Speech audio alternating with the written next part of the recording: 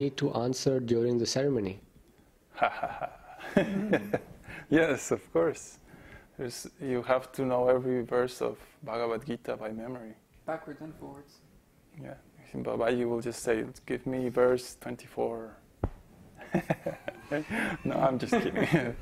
No, it's not really that serious in terms of memory. Prabhupada used to ask the devotees, what are the 4 regulative principles? And tell me, something like that, very basic. What's the regulative principles? And are you following? Are you going? What's your promise? And like that. It's more. This ritual is more about the heart. The heart is what you're saying. Okay, I'm tired of this material life. I'm tired of serving Maya. I'm tired of being an illusion. I want to serve Krishna all my life. This is what I want to do. I am happy being vegetarian. I'm happy following these principles. So it's normal. It's not like I'm struggling and like that. This event is more like, okay, here's my heart. I want to serve you, Bābājī. And actually, this is very important to serve the Guru, because this is like the exercise platform. The Guru is the representative of Krishna, so you serve the Guru, and he'll teach you how to approach Krishna by doing his service. Not that he's Krishna, of course, but all these bad qualities that we have, that you get to know after you practice for some time, then they're removed by service of the Guru, anarthas and all that stuff. So at least memorize the basics, which means what are the regulative principles, the Guru Pranam, the prayer, and the prayer for offering obeisances to the devotees, Panchakalpa-tarubhyascha. Especially because they're all coming for Janmashtami, you can tell them about Guru Pranam. Guru Pranam, yes. Yeah. We're going to do it. Well, actually, everyone should know Guru Pranam. Yes, Guru Pranam. Attending and Vanchakalpa. Yeah, that would be the basic, Yeah. Vaishnava likes to be humble. So we offer obeisances to each other, and we offer obeisances to the Guru. This is very good. I remember when I first offered obeisances, it was like, what am I doing, Putting my forehead on the floor. It's completely weird for Western culture. But it's very good for softening the heart and like developing surrender. This is humility. Yeah, this is very good. So every time we like in here, every time that we meet each other in the morning, we offer obeisances and we say a prayer. Vanchakalpa-tarubhyascha. So you should look for this prayer. And we also have the same procedure for when we meet Bābājī every day, we offer obeisances. And we do the same mantra we sang in the beginning, Namah Vishnupadaya. And the same when we go to sleep or when the Guru is leaving or something like that. Usually Prabhupada was more strict that every time you see the Guru, offer obeisances. But Bābājī is a little more relaxed. So he likes in the morning and when going to sleep. That's just simple style, Okay.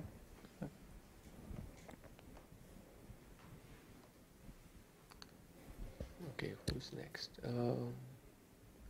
Question from Theo. Can initiation be given online or must it be done in person? We actually did one initiation, remote initiation. Who was that? Someone in Canada, I believe. When I was initiated, precisely, we had, if you see that video, it was quite an event, because there was, all the guests were like unknown to Vedic culture. They were freaking out in the initiation. It was very funny.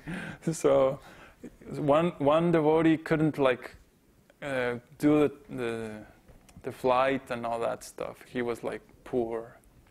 So he requested for initiation. And actually Bābājī did an initiation like remotely by like phone line. we made a phone call, and he was already, we were doing already live broadcasting, so it was kind of remote live initiation.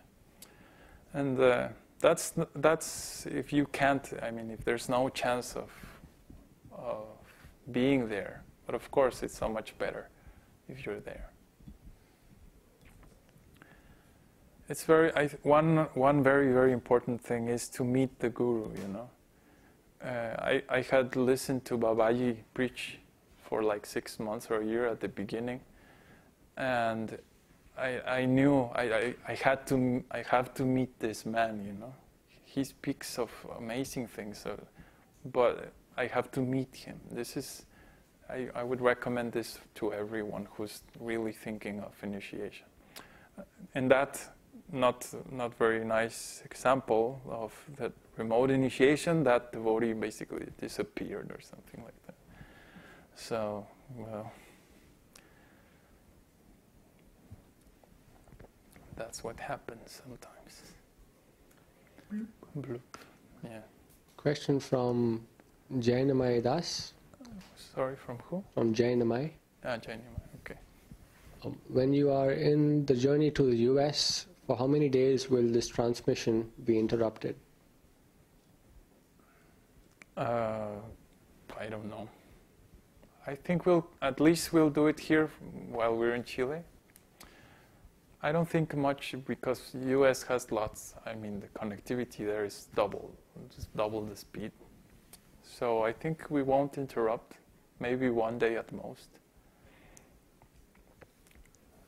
Maybe when we're in India, that's going to be a little tougher, you know, traveling and all that. But we try to keep this as a daily program. I know that it's very hard for many devotees, like they're in the middle of demon land. Just like everyone is rascal, and this is very important for association, you know, to be with people that are normal. This is very healthy.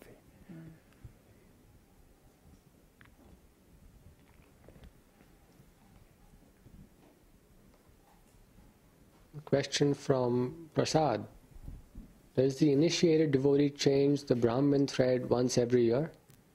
Brahmins change their thread every year in a ritual called Upakarma. It is done during August. Oh, I see. Well, that's a more ritualistic practice, but so far I haven't done that practice. I'm basically the only one who has the sacred thread. Because it's Kali Yuga, this is kind of like impossible. We were talking about the other day how to follow all the rules and regulations for deity worship.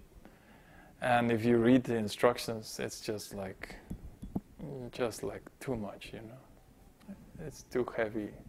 So many things that you can do to commit an offense.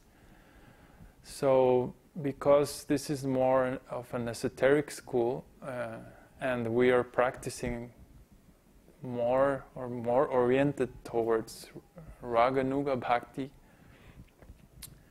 we are a little bit relaxed in so many rules and regulations. This is our current standard. Yeah, Bābājī mentioned it's very easy. You should take the mic. Bābājī mentions. You have to unmute, yeah. Okay. Bābājī mentioned it's very easy to transfer the mantra from the existing sacred thread to the new one. So it takes only 10 minutes, he said. It's not a big problem. So it doesn't have to be done every year, but once it's time, it's a very easy process. So I asked him once, and that's what he mentioned. Yeah. The essential thing about all this is that rituals are good, and it helps to develop steadiness and attachment to, or the desire to love Krishna. This is good. But ultimately, we want to love Krishna, and this love is the goal. You know, that's what we're aiming for. Regulative devotional service helps to develop the desire to love Krishna. Okay. So next question, please. No more. Okay.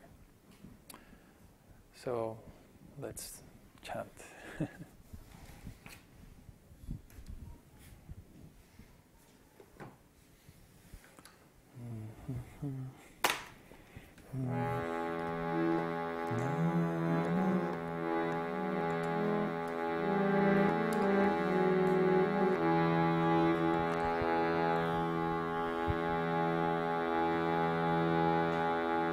Oh yes, you should also learn the Śrīmad prayers.